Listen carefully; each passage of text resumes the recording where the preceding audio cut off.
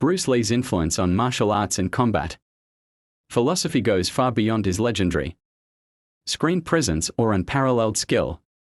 His impact was revolutionary, not just because of his physical prowess, but because he fundamentally reshaped how we think about life, self-expression, and the art of combat. If there's one movie that exemplifies this transformation, it's Enter the Dragon, where Bruce Lee not only dazzled with his physical abilities but also introduced the world to his radical philosophy that forever changed the landscape of martial arts. Before Bruce Lee, martial arts were often divided into rigid, compartmentalized styles. Whether it was Wing Chun, Taekwondo, Karate, or Judo, each discipline had its own set of forms, techniques, and philosophies, and practitioners adhered to them religiously.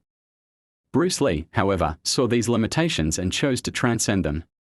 He believed that combat should be fluid, adaptable, and unrestricted. His revolutionary approach was more about personal growth and expression than simply mastering a technique.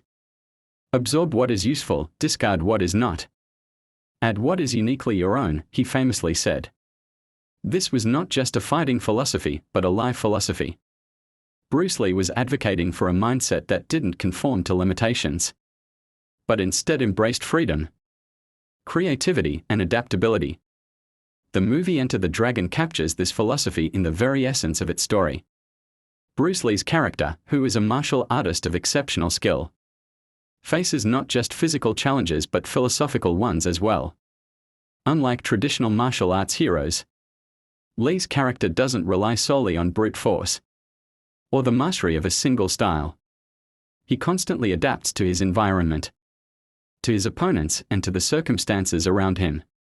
His combat is not just a display of strength, but an embodiment of his belief in flexibility, physically, mentally, and spiritually. In one of his most memorable lines from the film, Lee says, "It's not the daily increase but the daily decrease. Hack away at the unessential." This wasn't just about minimizing movement in combat, but about living a life free from the clutter of unnecessary things, both physically and mentally. This mindset was radical for its time.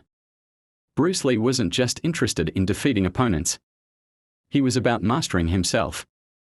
"I fear not the man who has practiced 10,000 kicks once, but I fear the man who has practiced one kick 10,000 times," he once said.